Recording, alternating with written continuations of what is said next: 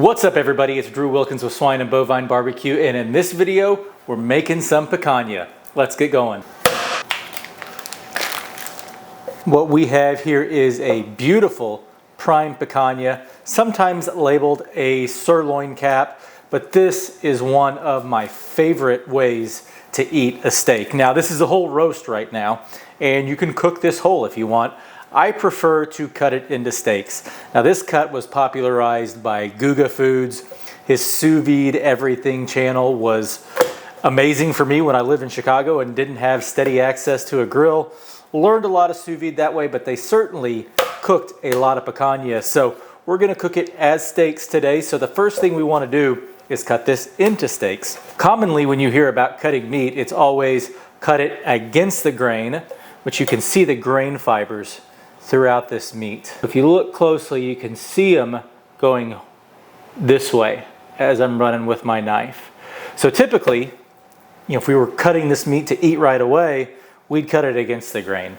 But when we're cutting steaks, we want to go with the grain. That way, when it's time to eat the individual steaks, we're cutting against the grain, thus making it more tender just by default due to the fact of cutting it against the grain. Pick this up at Wild Fork Foods.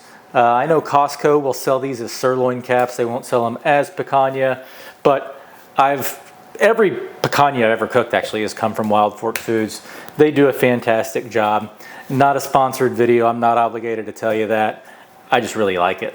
I'm just gonna take this, go for, I don't know, about 2-finger steaks. The first one's always a little different, a little smaller, just due to the fact that it's not a perfect square, so it's never gonna be, but you've got some pretty solid marbling within this meat. So we're just gonna cut these into steaks. That beautiful fat cap up top is unbelievable. You can trim it down a little bit if you want to, if it's a little extreme for you, but do not take it off because this is gonna get nice and soft and add a ton of flavor when it comes time to eat this steak. These are some absolutely beautiful steaks. I love how the marbling shows up once you cut them into the individual steaks. So it's just my wife and I that are gonna be eating these. So 4 of them are gonna hit the vac seal, 2 of them are gonna get seasoned up. Let me show you how I do it. For seasoning of these, we're keeping it simple. Straight Diamond Crystal kosher salt. Per usual, if you're not using Diamond Crystal kosher salt, don't go as heavy as I am. This stuff is pretty forgiving. Just a nice healthy coating on it. I'm gonna do the same to this other steak. Our steaks are seasoned, and this is all we're gonna do to them. They're gonna go in the fridge overnight for a dry brine. If you've watched this channel before, you know I'm a huge fan of dry brine. It helps season the meat throughout, and all that really means is seasoning your meat in advance. It can be 4 hours, 6 hours, 8 hours.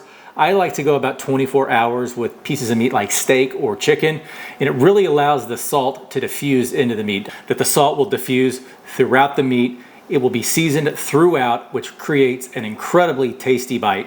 And also, this meat is gonna be super, super red when I pull it out tomorrow. Whoopsie. But this meat is gonna be super, super red when it comes out tomorrow. So I'll do a little flyby. That way you can see what they look like now. Then we'll pick back up tomorrow with another flyby to show you the nice, deep, dark red color these get when that salt's diffused in the meat.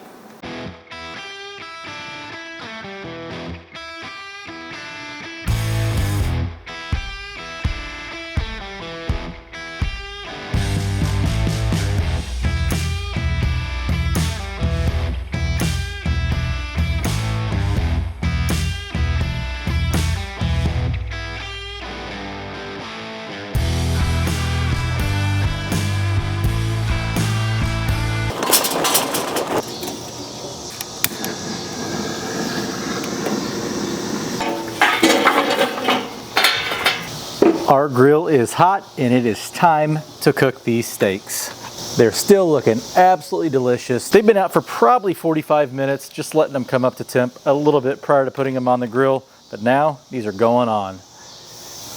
Just put them right over the coals. And I have this set up 2-zone grilling. So coals over here, no coals over here. If it gets flaming hot, which it will because fat cap, that's gonna start dripping real fast. We'll be able to move it if needed, but ideally we'll cook these directly over the coals. We're gonna shut this down, let these go for about a minute each side, flipping every minute. Once they start getting some color on them, we'll reduce that to 30 seconds, but for now, shut it down, let's cook. Time for the first flip. Good sear marks. Shutting it down, going for another minute.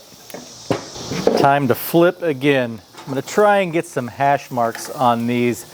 Not sure if it's gonna work because one of the good things you get with dry brining is an incredible crust, but shut it down, give them another minute.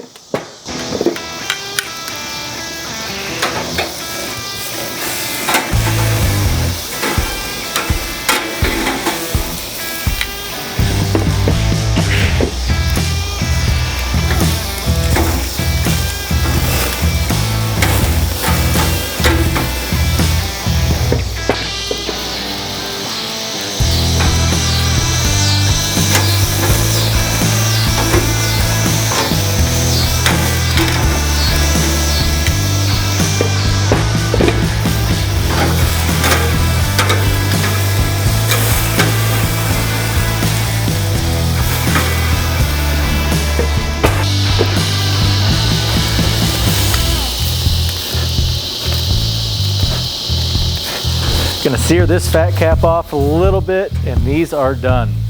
Temping around between 115 and 120. The smaller one's a little higher than that, but is what it is.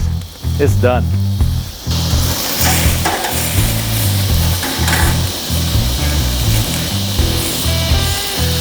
Our steak has rested. They look absolutely delicious, and one of the reasons you want to do a dry brine is because of the crust. Just listen to this.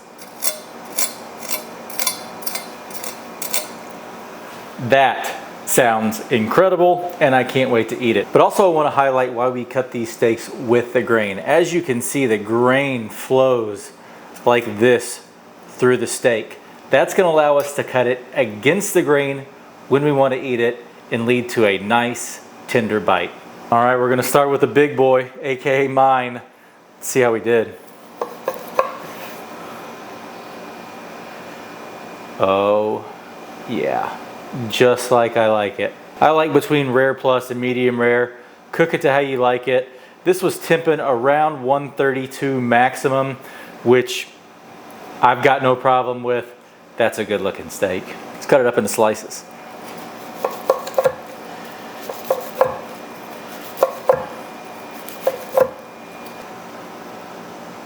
Beautiful. You can see those fibers pulling apart. That's going to be tender. This little guy is going to be slightly more done, smaller, and I cooked it for the same amount of time, user error, but that's a lot more medium. My fault. Should have tempted earlier, but it'll still be tasty. Let's eat. The work is done. I'm tired of looking at this picanha. I am ready to eat it. Cheers.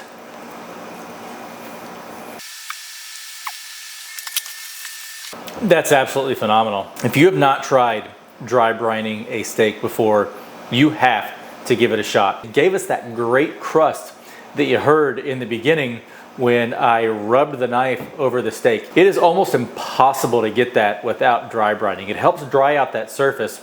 That way, once that steak hits the grates, that Maillard reaction starts almost immediately and gives us that great crust that comes with the dry brine. Combine that with an incredible piece of meat like this prime picanha, and it's tough to beat. It is so good.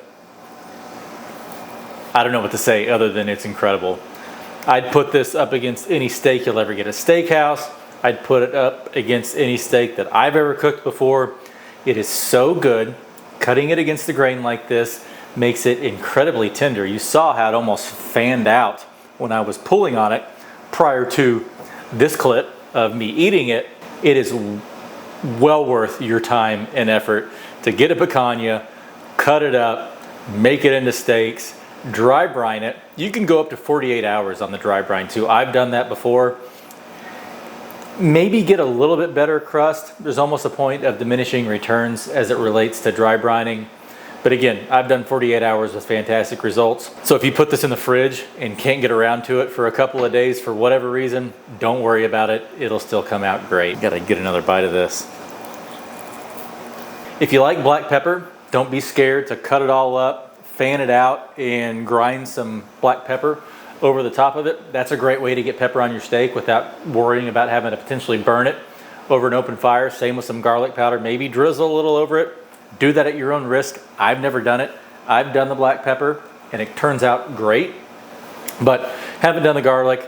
If you have any suggestions on how to add garlic flavor to your steak without basting with butter, because we saw how this flared up. You add butter to that and the fire department's going to be called on you by your neighbors. If you have a way to do it without garlic infused butter or maybe a little garlic powder sprinkled over it after the steak is done cooking, maybe that's the avenue to go. I don't know. But as I mentioned, salt's flavor in this is incredibly good. That's going to do it for this video. I cannot recommend this enough. This steak is unreal. If you don't have access to picanha, again, Wild Fork Foods delivers. There's a bunch of other online purveyors that you can get it from. But if for some reason you can't get your hands on some picanha, try dry brining on any other steak that you can get. I promise you won't regret it. If you like this video, please give it a thumbs up. If you want to see more videos like this, please hit that subscribe button. And if you have any suggestions on what you want to see me cook next, please leave it in the comments below. Thanks for watching. We'll catch you in the next one. Bye.